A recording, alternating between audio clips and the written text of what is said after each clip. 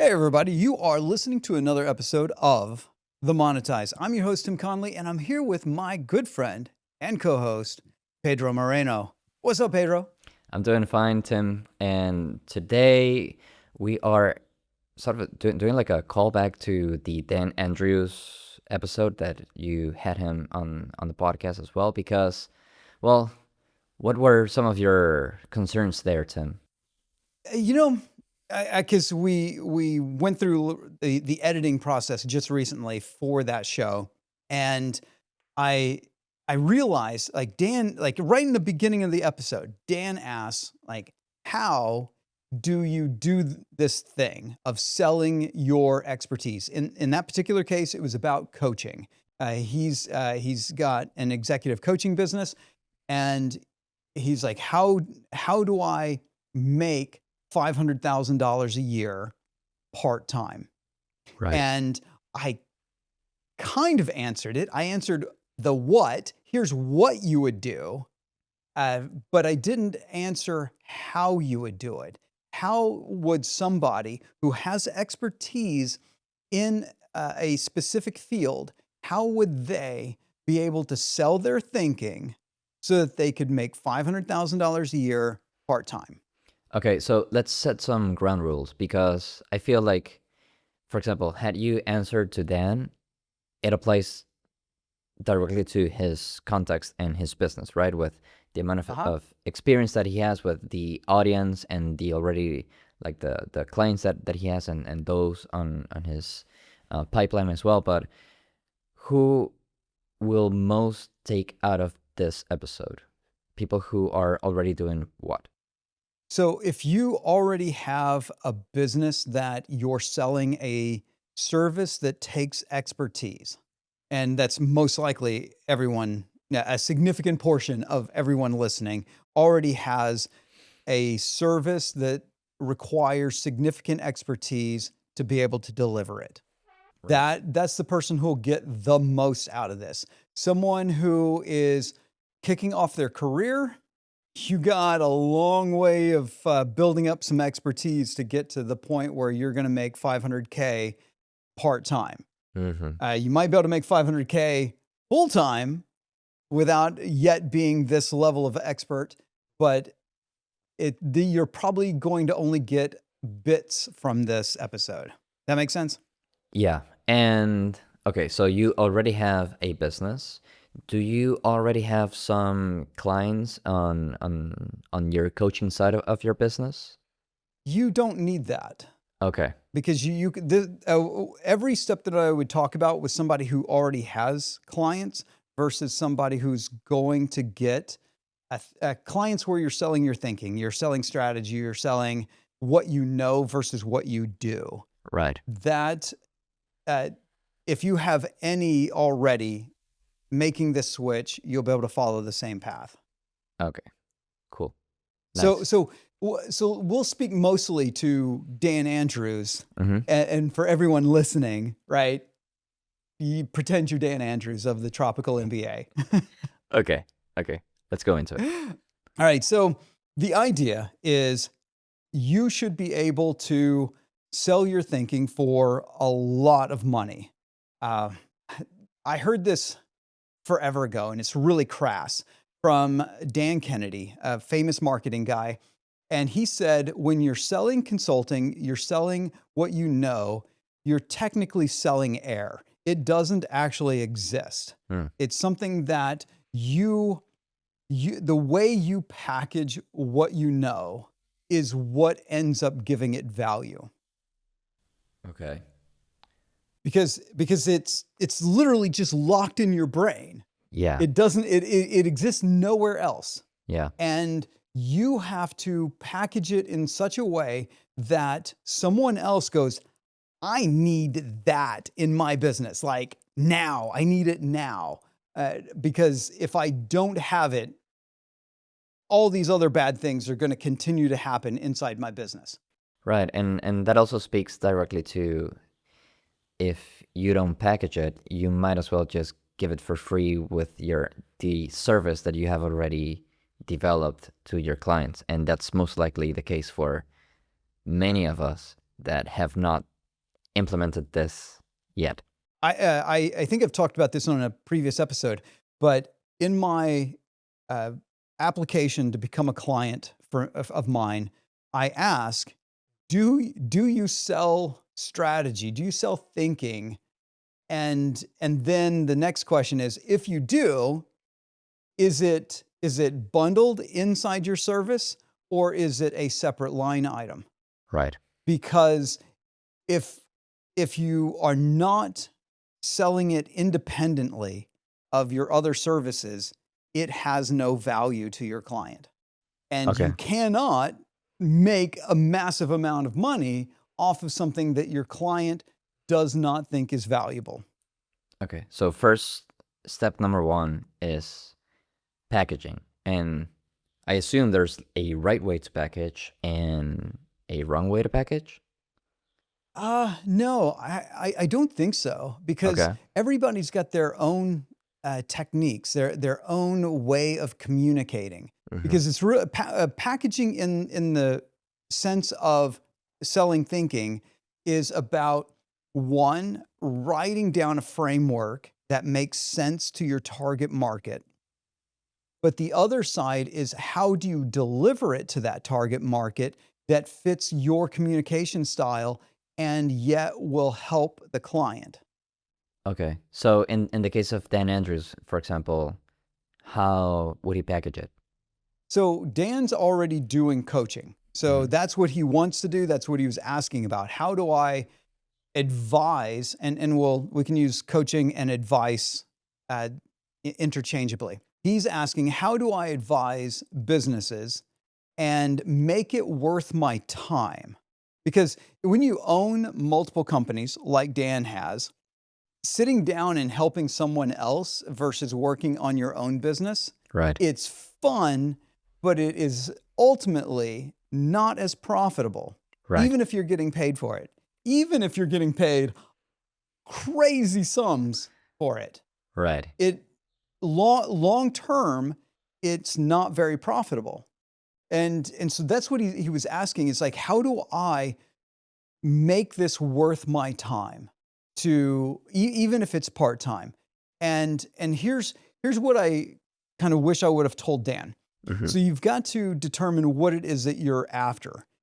Do I want to earn, like, say, $500,000 a year for, say, the next 5 years, because I've already got money paying my bills from something else, Right. and I'm going to just dump all $500,000 into investments? So at the end of 5 years, I've got $2.5 million worth of principal, and then I've earned interest on top of that. So maybe not, and I'm not talking about taxes. Obviously it'll be less than 2.5, but say at the end of 5 years, you got about $2.5 million. Okay, what are you going to do now? Do you want to continue coaching and just dumping it into investments?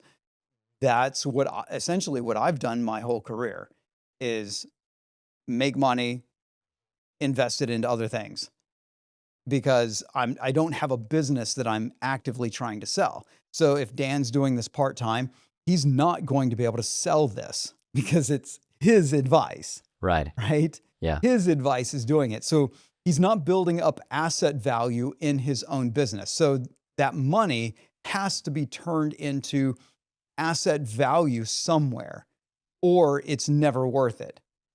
Right. And some young guys out there might be thinking, yeah, but if I had 500 grand, it's going to be worth it, because I'm going to be blowing that on cars, girls, trips. Like, it's gone. Yeah. And I've spent my money before too when I was young. and ultimately it's not worth it. Yeah. It's fun, but ultimately it is not worth it. Yeah. And It burns that's out what quick. we're looking at. Yeah. What I would say is Dan needs to do both at the exact same time.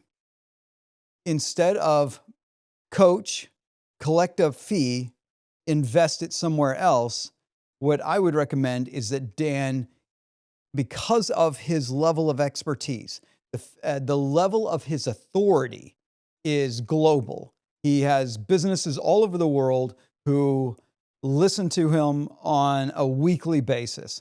They really respect the way he thinks, not just what he knows, but the way he thinks about business problems. Right. And there's a lot of them that would love to have him come in and work with their whole team. Not just the founder of the Right. business. Like, Yeah. don't just coach me, the guy who owns this company. Coach my executive team. Right. Coach anyone in my company that could use the help, the guidance necessary to create greater asset value inside of this company. If you do that, I'll give you a piece of the company. Mm. Yeah. Because what I would tell Dan is don't go to a client and say, oh, I want $100,000 a year or whatever it is. Say, I want $500,000 in equity. Like whatever the current valuation of the business is today. Say the business is $10 million, it's valued at $10 million today. And you say, well, I want $500,000 of equity that gets vested over the next 5 years. I want $500,000 of equity at today's valuation. So that gives me 5% of the company. Right. And then over the course of 5 years, Dan is going to help that company increase its asset value. And most likely will be able to increase that value by 5x over the course of that time. So his $500,000 becomes worth $2.5 million in 5 years. Okay. And well, this rings a bell with a client that we have on Lumen, actually. And my follow-up question there is, what are the limits then? Because, well, you said 5 years. Is that like a standard time of involvement as a coach in a company? Or, how can those executive coaches then know very well the limit to which they're going to extend that involvement? Okay. It's mostly about, I picked 5 years, mostly because math. It was easy. I could do it in my head. Right. Yeah. Yeah. I respect It's that. like if I'd have done 3 years and then I'm like 3 times what? Yeah. Okay. I picked 5. That's the only reason I did that. But 5 years is a good time to work with a company. It's a good time that you will be able to help that company out. It's also you have to set some limit to the amount of labor I'm going to give you in exchange for what you're going to give me. Right. Right? Yeah. That's what you're actually doing. So I've heard this. Anyone listening, I don't know if this is true, but I've heard this from someone who had been one of the companies that Alex Hormozi invested in. And the deal he had was that Alex got a certain percentage. I don't even remember if he told me the percentage or not. Got a certain percentage of the company. And that they would grow the company over the course of 3 years. At the end of 3 years, that founder had to buy out acquisition.com. So they were in for 3 years. They were going to create massive asset value, and then you were going to cash them out in some way. Right. That was the deal set up. Mm-hmm. So there's a variety of ways that you can do this. I like taking a long-term approach, but I always have a plan and even set up inside of the operating agreement with the companies that I invest in that I get a piece of their equity for helping them grow. I always set this up where there is an exit plan for the founder, because some founders just don't want a partner for the rest of their lives. Yeah. Because I've done these deals for, like 20 years, on and off for over 20 years, where I help out a company, I get a piece of the company, and then at some point along the way, the owner of the company, the founder, starts thinking, but what have you done for me lately? Like, why am I still paying you money? Right. Why do you keep getting distributions from this company and you don't do anything in the company anymore? Even Right. though that was the deal. The deal was, I help you grow this thing, I help you make a lot of money, and then I get to collect a small check forever, for as long as the company exists. Right. And I found that in a small business, this is something that really starts to bother the founders. And so I won an exit, and that's kind of what I think Hormozi was doing, is partly to get to deal with that issue with a founder. Yeah. That at some point they're like, "Hey, you're not doing anything for me anymore. Why do I keep paying you?" But then also, for Alex's business, they were needing additional cash to invest into other businesses, so they needed some form of exit strategy. So that's what you need to be thinking about.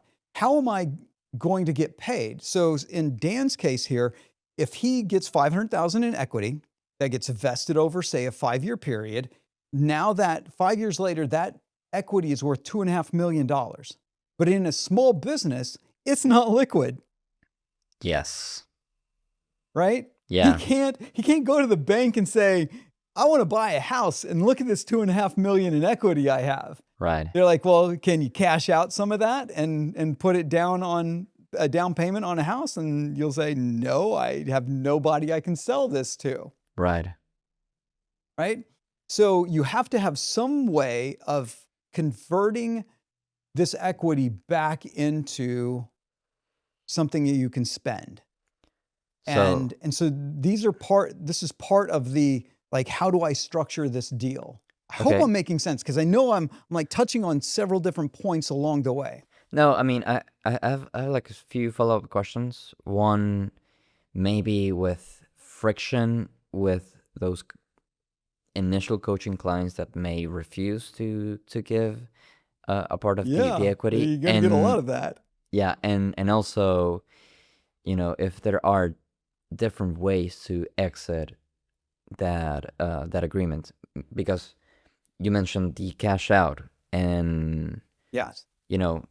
I think there's also some scenarios where you grow the company to have someone like venture capitalist or equity to buy the company, but then you don't really have like a timeline to when that is going to happen and stuff. So Right. yeah. Mhm. Right. Okay. So let me deal with the equity, because we're already talking about equity. Yep. Deal with that part. So you might get purchased. You might grow to a certain level, and someone comes along and acquires your company. Everyone gets cashed out. Right. Right? Mm-hmm. There's that possibility. But if you're dealing with these smaller businesses, if you get into a company that the founder wants to just stay in the business for the next 30 years, like he's dedicated, loves this business, then it's never going to sell. Right. So either the founder has to get comfortable with giving you distributions off of your ownership stake, or they have to buy you out. Right. And so there's a lot of ways that you can structure distributions, things like that, to where everybody feels happy. Like, because that's really what it comes down to. As long as everyone's happy, this continues to be a good deal for everyone. Hold on. By distribution, you mean distribution of the net profit at the end of the year? Yes. Okay. Yes. Right. Yeah. Okay. Sorry. Like I'm talking like everyone No. should know these words. Well, but I'm yes, getting schooled here. distributions of net income. Right. So this could be, if you've got a C corp, it's going to be in the form of dividends. Mm-hmm. Or if you're in a C corp and the company has decided not to issue any dividends and just reinvest the money and do other things with that cash, and it doesn't go to any of the shareholders, Mm-hmm. then you as the coach need to figure out how you're going to get paid, Right. because you're still sitting on equity. Yeah. Typically those deals, you're acting kind of like a venture capitalist and hoping for an acquisition. Like that's the path to getting paid in those particular circumstances. But a lot of the deals I've done, they've been set up as like an LLC, structured as an S corp election, but most of them are an LLC, and LLCs have distributions based upon your percentage of your membership in that LLC. Right. Okay. And Yeah, I get it. so if you have $100,000 in profit that year and somebody has 30% of the company, well, then they get $30,000. Right. Yeah. It doesn't necessarily have to be cash that goes into your pocket. And that's a tax thing that we can talk about in another episode. Okay. Cool. Okay. So now friction with some coaching clients that may refuse or have some trouble with this. How to deal with that? You are going to have trouble with this. Yeah, I imagine. So the first few times you do it, probably going to get a no, because most people don't want a business partner. They don't want to go to someone who's going to give them advice so that that advisor can be a business partner. You have to be able to bring something so special to the table that they're like, please take equity in my business. Yeah. Like this is really how it has to be. Like Dan, because of who he is and the reputation he has built over the last, was it 15, 16 years, something like that? The reputation he's built is somebody that a lot of people would want him to be in their company in some form. Right. Like they would go to Dan and say, please do this for me. That's really the position you want to be in. If you look at how Hormozi did it, what he did was he built up his reputation outside of the gym world, because that was where he got started. Yeah. He built up his reputation as a businessman through content. Yeah. And then you could go, oh, wow, he's not just a gym guy. His business knowledge is applicable to my business. Yeah. And he's made a fortune with gym owners. So gosh, like he's got to be able to make a fortune with my business, right? And then he crafted an offer. I have nothing to sell you when it comes to courses or coaching or anything like that. All I want to do is be able to give you money. I want to give you resources to grow your business if you qualify. Yeah. And people were like, yes, that's what I want. And so they went after them, and they were asking through the application process, will you take a piece of my company? Yeah. This is the only way to truly get away from the friction.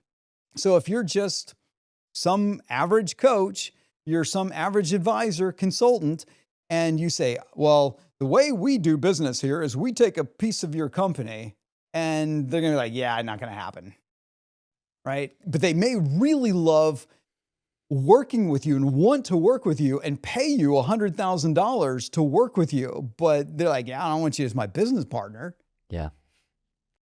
Right? That's something you have to really understand, that do I have the reputation that somebody would desire me as a part of their company versus just somebody that they want to pay right now and get results from me right now and then be done with me. Right. Like nearly all of my clients fall into that category. They pay me a sizable fee and I help them make a lot more money. That's the deal we have. A small number of my clients I really like. And I go, oh man, I want in that. Right. Like, hey, let's structure a deal, and I'll pitch them. Like I'll pitch them on this because they're not asking for it. And we didn't have it wasn't talked about in the process of them becoming a client. But after they've been a client for a while and I realize I really like what they're doing, I believe in them as an entrepreneur, then I would like to find a way to invest in them. And that's how I approach it, because I don't have a massive following. I don't have the an Alex Hormozi reputation. Yet. So but I know exactly how much my reputation will go and what I can acquire for that reputation. Right. And so that's what I negotiate with. This reminds me of a very, very cringy story that I have, but I'm going to leave that for our next section, because I really want to get into, okay, so let's say Dan Andrews or any other executive coach lands their first equity deal with a client. So how do they structure the extent of involvement? What is now their role? How much time are they going to allocate to this business and this client? Well, that gets figured out in the process of determining the equity percentage. Okay. So like Hormozi, they bring in sales team, they bring in their marketing team, they bring in people with operational expertise, and I think financial expertise. Like they essentially bring in a bunch of people who are amazing at their particular skill set. Yeah, I imagine a ton of sales as well. Mm-hmm. Yeah, tons of it, right? So that is what they come in and they do. And so they blow up a company really fast because they essentially bring in a company into your company. Right. And that's why they get a massive piece of the company when they do an investment deal. Right. Because they're literally coming in and building a $20 million, $50 million business off of your $5 million business. Right. That you don't have the expertise necessary to make it into a $50 million business. Right. So that's the deal they set up. In Dan's side of things, and in like my side of things, it would be structured around how much advice does this business actually need? So in many of my cases, we do twice a month coaching calls. And sometimes it's like, okay, well, we need to get on a call now because this is a big deal. We need to deal with it. Right. And we jump on a call or we have like giant email thread going back and forth on something. Right. For Dan, that's probably what he would end up with in most cases. But if, say, he negotiates this $500,000 deal, well, then he's probably going to have to come into the office, even remotely. Like he's going to have to spend time with a bunch of the people inside the company, because his goal is to not get paid $500,000, but to turn that $500,000 payment into $2.5 million. Yeah. That would be the goal. Yeah. So how much time would you put in for $2.5 million over 5 years? Right. Yeah. How much time? Because it's worth your time, because you're getting this big reward versus just taking a fee this year. So he comes in, spends time with the C-suite, the CEO, the CFO. Like he spends time with all of them, finding out what they need help with and what guidance that they need. And he can do all this part-time, probably less than 10 hours a week. And that 10 hours a week would have outsized impact on this business, hence being worth the $2.5 million in 5 years to the company. Like, I'm going to give this up to you because we would not get there as fast without you. Right. Yeah. That makes sense? Yep. A ton. Okay, Tim. So now I mentioned a cringy story, one that I am ashamed of, but also proud of as an entrepreneur, because, well, it's the story of a botched equity proposal, not even business, like attempt on getting equity on a podcast. So we got approached by a couple of influencers with an already running podcast, and they wanted to do like a spin-off with a different format, and it was more like laid back and with much more volume than the one that one of the hosts was already doing.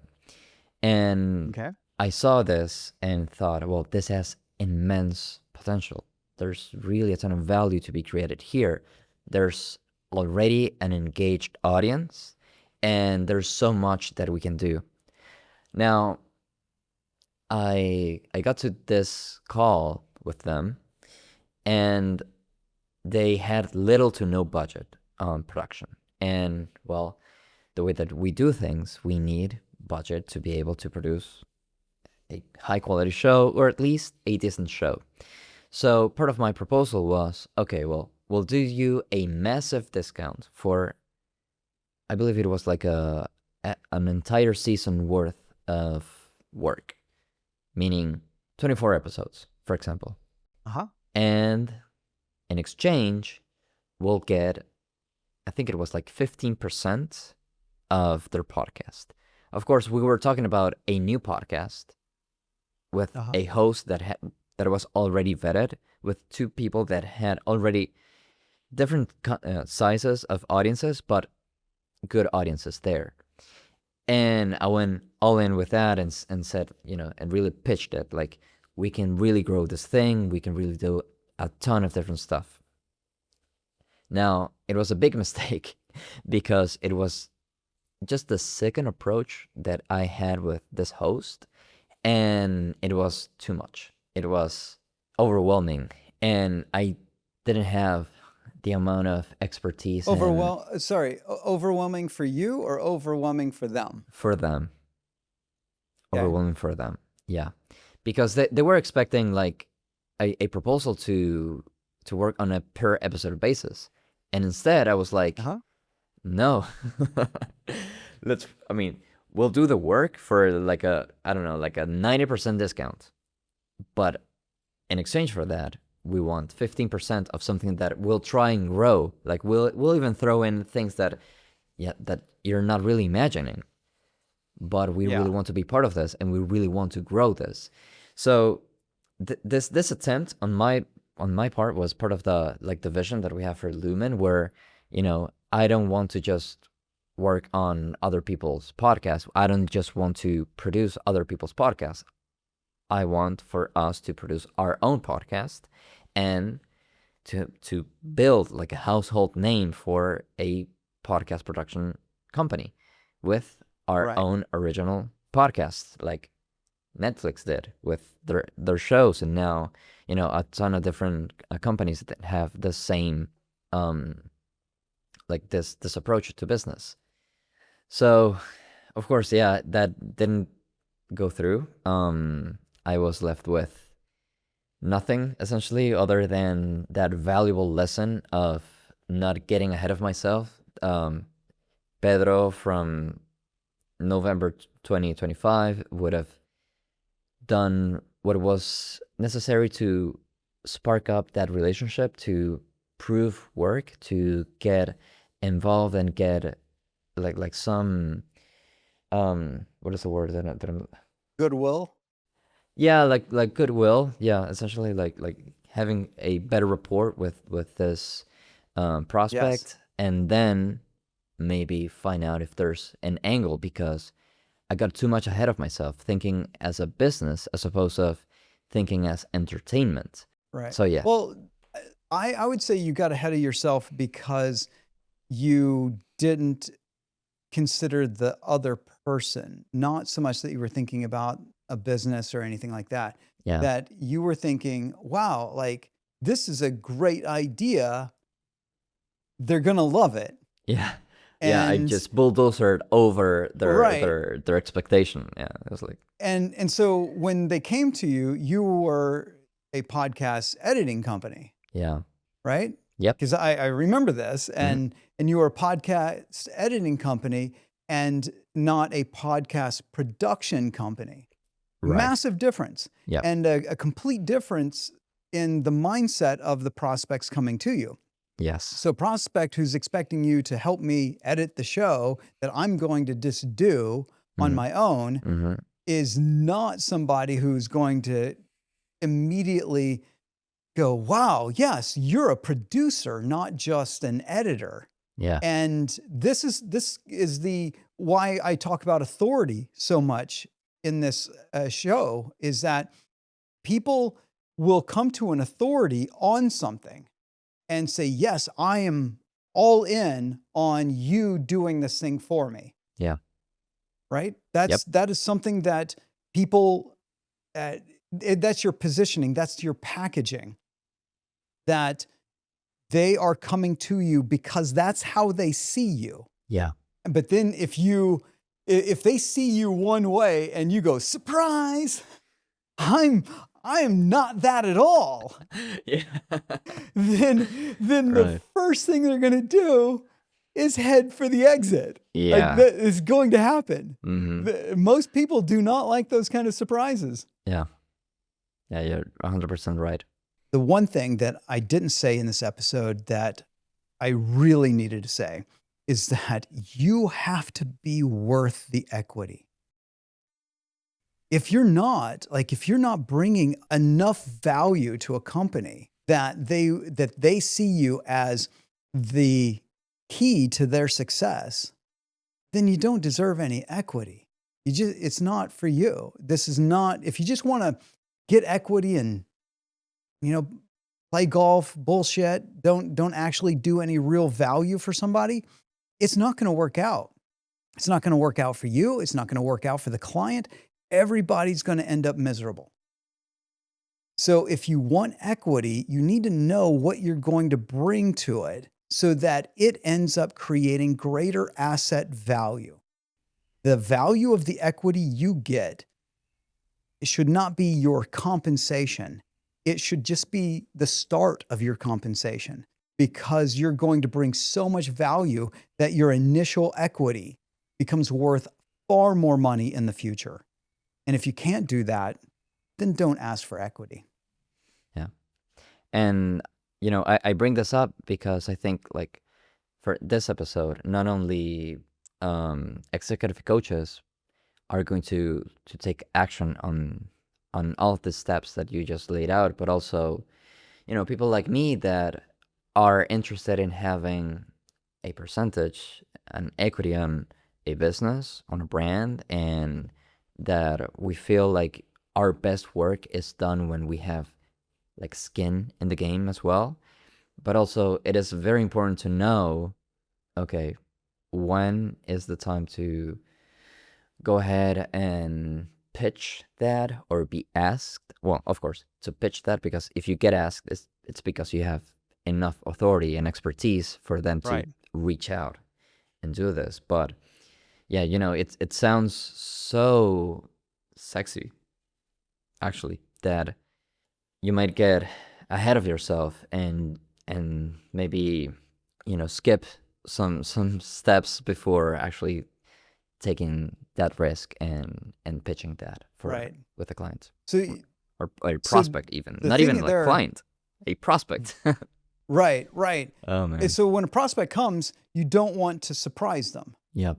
And your marketing materials, the content that you put out, should let them know that it's a possibility, Mm-hmm. that the subject is likely to come up. Right. If you really want to get paid in the form of equity, maybe, or even performance based, like you want to be paid in a performance manner, then they need to know that that's how you get paid. Yeah. Before they ever get on a call with you. Yeah. People need to know who you are and what you're about before you're talking, because otherwise it doesn't come off as a position of authority, because then you're sitting there trying to explain yourself, why you should be paid equity and all this other stuff. And then they're like, oh, I don't want you. Like Right. your station, like my view of you was from here, and now that you've been explaining things, it's down here. Right. But if Yeah. I already understand the way you do business before I ever speak to you, then I'm going to come in and I'm going to listen to you at this level. I will at least consider it. And we may not do a deal. And so Right. that's why you always set it up as a possibility. Mm-hmm. You may just end up paying me a fee and no equity. That is one of the outcomes that we may have when we get on a call together. So, for And if example, that's all, oh, go ahead. sorry. We you laid out very specifically how Alex Hormozi does it. For example, in his book, he has this call to action or this offer very clearly laid out, even with a if you qualify, if you make over Yes. $3 million. Now, how could Dan Andrews and any other person in his position shape that that message, that offer of, yeah, we do this for equity? I'm glad you mentioned Hormozi's books Mm-hmm. because that is advice that I forgot to give Dan during our call Mm-hmm.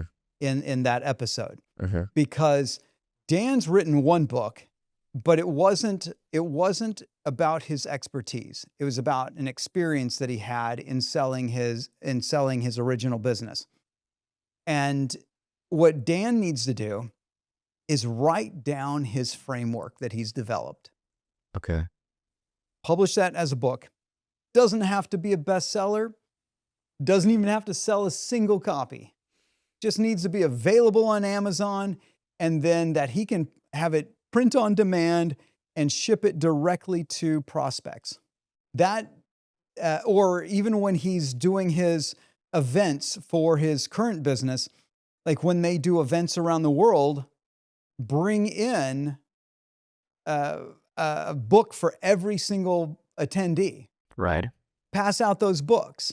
And those people are going to recommend, if they like the book, are going to recommend it to other people. The people who are coming to his events will then go, hey, I really like this system that Dan has created. And there's a call to action in the book, maybe like a ton of calls to action in the book saying, get a hold of me. Right. And for equity, I will work and build your business. Right. Right? That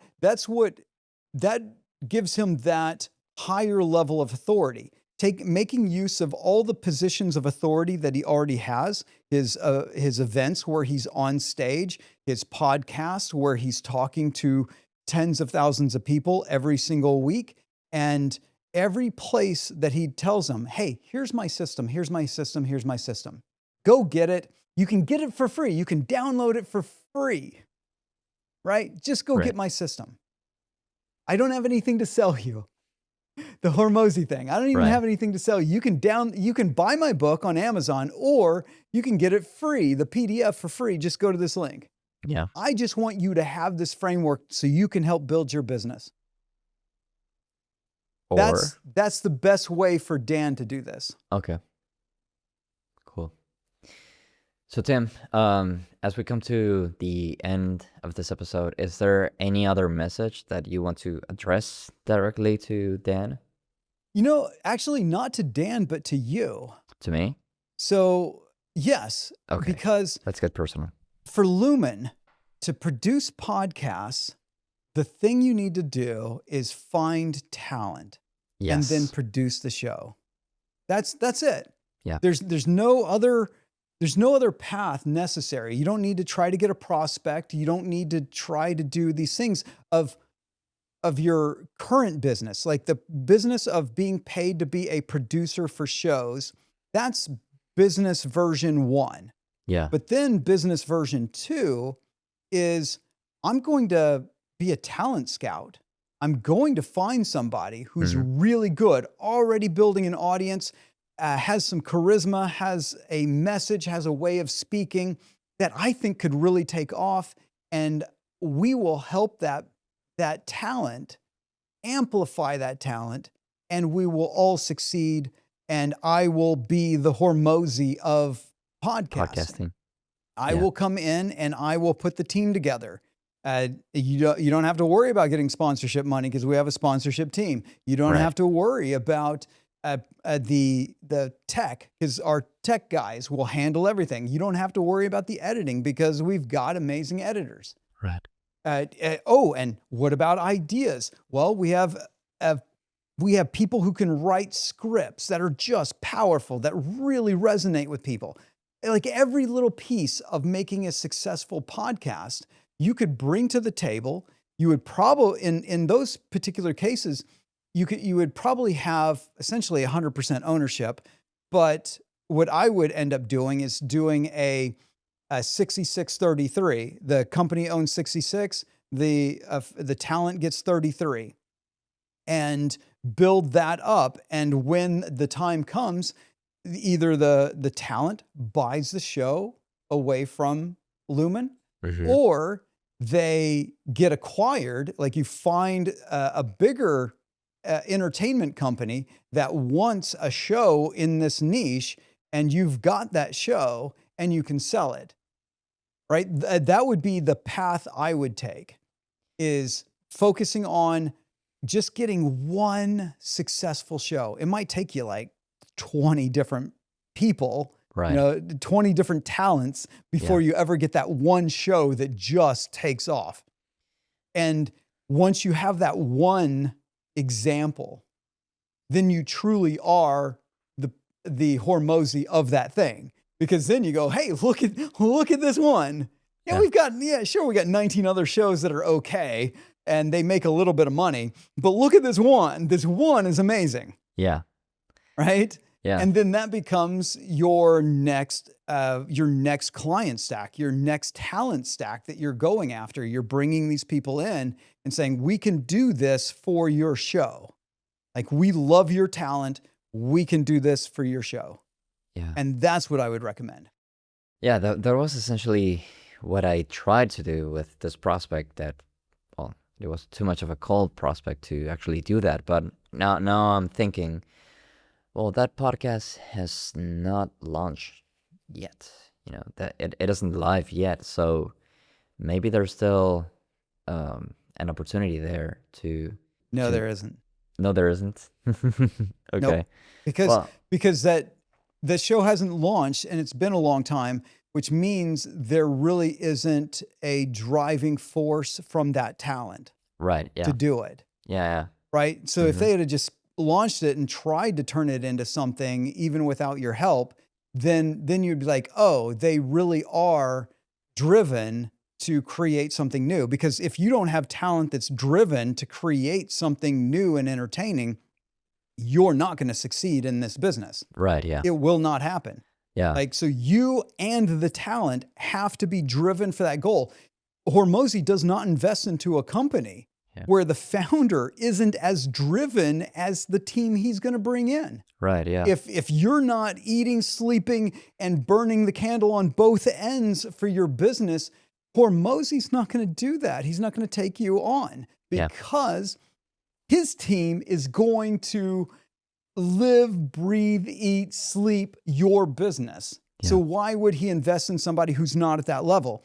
If you want talent to invest in, and this is advice for everyone listening, don't take equity in a dud.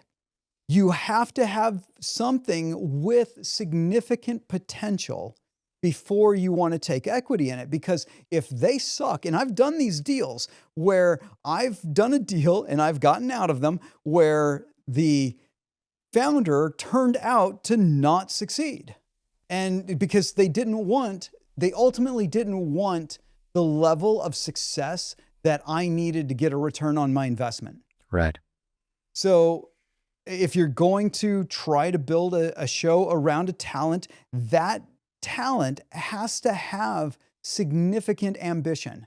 They have to have at least the level of ambition that you have to make it worth you getting a return on the investment you're going to put into that talent. Right. And this goes for everyone who wants to take equity in some company, is that they need to have the drive that if you add fuel to the fire, you turn them into a rocket ship, that they don't explode in the process. And I've had a client that became one of my one of my partners, and we hit a lot of money really fast, and he exploded. And we immediately went right back down to the amount of money per month that he had when I invested. So making these deals is not a sure shot to making a profit. But when you do succeed, when you do find one of those, it's a win. It's a win for everyone. What a complete episode, Tim. I think we really went into every angle of this, of taking equity, and to end up on this note of identifying talent and identifying also ambition and the necessity to take action upon that ambition. I think it is the great note to end this episode with. So thank you all for tuning in, and we'll see you in the next one. All right, everybody. See you in the next episode.